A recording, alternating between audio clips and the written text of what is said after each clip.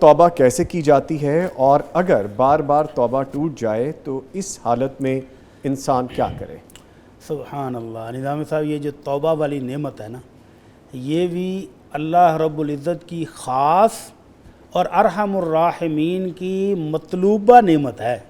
آپ نے باقاعدہ طلب کر کے اپنی امت کے لیے لی، ماشاءاللہ۔ یعنی ہمارے لیے اللہ کے رسول صلی اللہ علیہ وسلم نے یہ توبہ اور رحمتوں والا دروازہ جو اللہ نے کھولا ہے، یہ باقاعدہ ڈیمانڈ کر کے لیا۔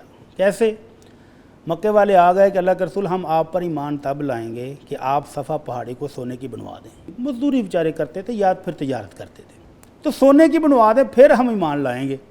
تو اللہ کے نبی صلی اللہ علیہ وسلم تو ایک ایک بندے کے ایمان لانے کے خواہش مانتے، سب کے گھروں میں جا کر منتیں کرتے تھے کہ مسلمان ہو جاؤ۔ تو آپ نے اللہ سے ارتجا کر دی کہ اللہ میری قوم سونے کا پہاڑ مانگتی ہے۔ تو جبرائیل آ گئے، اللہ کے محبوب اللہ نے دو آپشن دیے ہیں۔ پہلا آپشن یہ تھا کہ ان کی خواہش کے مطابق صبح تک صفا پہاڑی سونے کی بن جائے گی، اور دوسرا آپشن تھا کہ ان کے لیے توبہ اور رحمت کا دروازہ تا قیامت کھول دیا جائے۔ تو اللہ کے نبی صلی اللہ علیہ وسلم نے پہلا آپشن فوراً چھوڑ دیا کہ نہیں، یہ تو نہیں چاہیے مجھے، میری امت کے لیے یہ سونا نہیں چاہیے، اور دوسرا آپشن آپ نے لے لیا کہ تا قیامت گناہ گار توبہ کرتے رہیں اور اللہ کی طرف سے ان کو بخشش ملتی رہے، اللہ کی رحمتیں حاصل ہوتی رہیں۔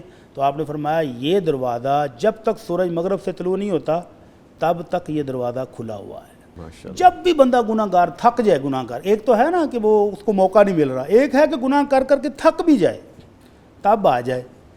تو یہ شیطان لعین نے قسم کھائی تھی کہ اللہ تیری عزت کی قسم، جب تک یہ ابن آدم زندہ ہے میں اس کو چھوڑوں گا نہیں، گناہ کراتا رہوں گا۔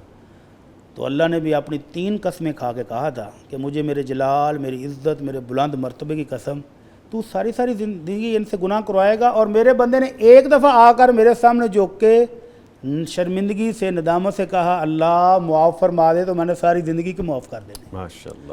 صرف معاف ہی نہیں کرنے، بلکہ فرمایا کہ اللہ ان گناہ گاروں کے گناہوں کو بھی نیکیوں میں بدل دیتا ہے۔ تو یہ توبہ اللہ رب العزت کی بہت بڑی نعمت ہے۔ اگر کسی بندے کو اس کا احساس ہو جائے، تو یہ جو بھائی پوچھ رہے ہیں، پہلی بات تو یہ ہے کہ ان کو یہ احساس ہے، یہ بہت بڑی نعمت ہے، اس پر بھی اللہ کا شکر ادا کریں کہ ان کو گناہوں کی توبہ کا احساس پیدا ہوا ہے۔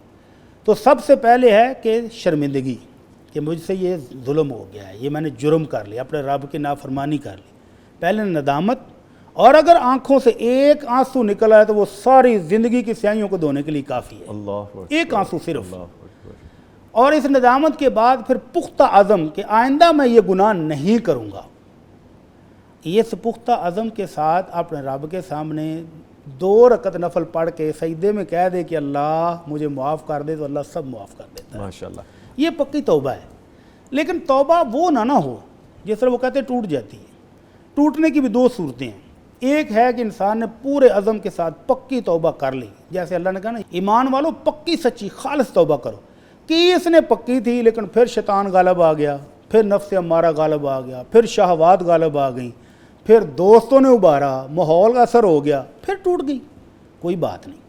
اللہ کے نبی صلی اللہ علیہ وسلم فرماتے ہیں کہ ایک بندہ جب گناہ کر کے آتا ہے نا، تو آ کر کہتا ہے میرے مالک، میرے سونے ربا معاف فرما دے، تو اللہ اپنے فرشتوں کو کہتا ہے علیم عبدی ان لہ ربا یغفر الذنب ویاخذ بہ، میرے اس بندے کو دیکھو پتہ ہے کہ اس کا ایک مالک ہے، وہ گناہوں کی توبہ بھی قبول کرتا ہے، بخش بھی دیتا ہے جی، اور اگر کوئی توبہ نہ کرے تو وہ اس پہ پکڑ بھی لیتا ہے، مواخذہ بھی کرتا ہے۔ میں نے اپنے بندے کو معاف کر دیا۔ دوسری مرتبہ پھر آ گیا، تیسری مرتبہ پھر آ گیا، چوتھی مرتبہ پھر آ گیا، اور آ کر کہتا اللہ معاف فرما دے، غلطی ہوگی۔ تو اللہ پھر کہتا دیکھو میرے بندے کو یقین ہے کہ اس کا ایک رب ہے جو گناہوں کو معاف بھی کرتا ہے اور اس پر باز پرس بھی کرتا ہے، تو یہ بندہ معافیاں مانگ رہا ہے تو تم گواہ ہو جو میں نے اس کو معاف کر دیا۔ ٹھیک ہے، یعنی بڑی یہ سلسلہ چلتا رہے تو چلتا رہے۔ بڑی صاحب ایک چیز کتنی خوبصورت ذہن میں آتی ہے کہ توبہ کی توفیق بھی یہ اللہ بھی تعالیٰ اللہ کی کی رحمت کتنی بڑی عنایت ہے۔ یہ بھی اللہ کی رحمت۔ دیکھیں نا کہ بندہ کو توبہ کی توفیق ہی نہ ملے اور زندگی ایسے ختم ہو جائے تو وہ کتنا بد نصیب ہے۔ بیوٹیفل۔ اور دوسری چیز جو میں بیان کرنا چاہ رہا تھا، جی، ایک تو یہ ہے کہ گناہ کا احساس ہے کہ میں نے توبہ کرنی ہے، تو وہ پکے توبہ کرتا رہے، جب تک کرتا رہے گا اللہ معاف کرتا رہتا ہے۔ اور ایک ہے وہ مجرم کہ اللہ نے رات کے اندھیرے میں اس کے گناہ پر پردہ ڈالا، کسی کو نہیں پتہ چلا کہ یہ کیا کارروائی کر کے گیا ہے، اور صبح کو اٹھ کر اپنے دوستوں کی محفل میں خود ہی بتاتا پھرے تو اللہ کے نبی صلی اللہ علیہ وسلم فرماتے ہیں کل امتی معافن الا المجاہرین، میری امت کے ہر بندے کو معاف کر دیا جائے گا، لیکن یہ جو جرت مند، یہ باغی ہے نا، جو سر عام اعلان کرتا پھرتا ہے اپنے گناہوں کا، اس کو معافی نہیں ملے گی۔ جو شوقیہ محفل گرم کرنے کے لیے لوگوں کو بتاتا پھر رہا ہے باقاعدہ کہ میں نے یہ کارروائی کی، اس کو معافی نہیں۔ تو جرم کے احساس کے ساتھ، ندامت کے ساتھ، پختہ عزم کے ساتھ کہ آئندہ میں اس طرف دیکھوں گا بھی نہیں، توبہ کر لے تو یہ پکی توبہ ہے۔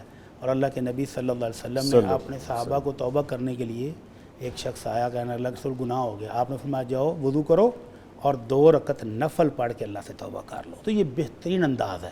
اور اگر کسی کا حق مارا ہوا ہے، کسی کا حق چھینا ہوا ہے، حق تلفی کی ہوئی ہے، تو اس کے حق کو بھی واپس لوٹائے، اس سے بھی معذرت کرے اور پھر اللہ سے معافی مانگے، تو اللہ گناہوں کو بھی نیکیوں میں بدل کے عطا فرما دیتے ہیں۔ ٹھیک ہے سر۔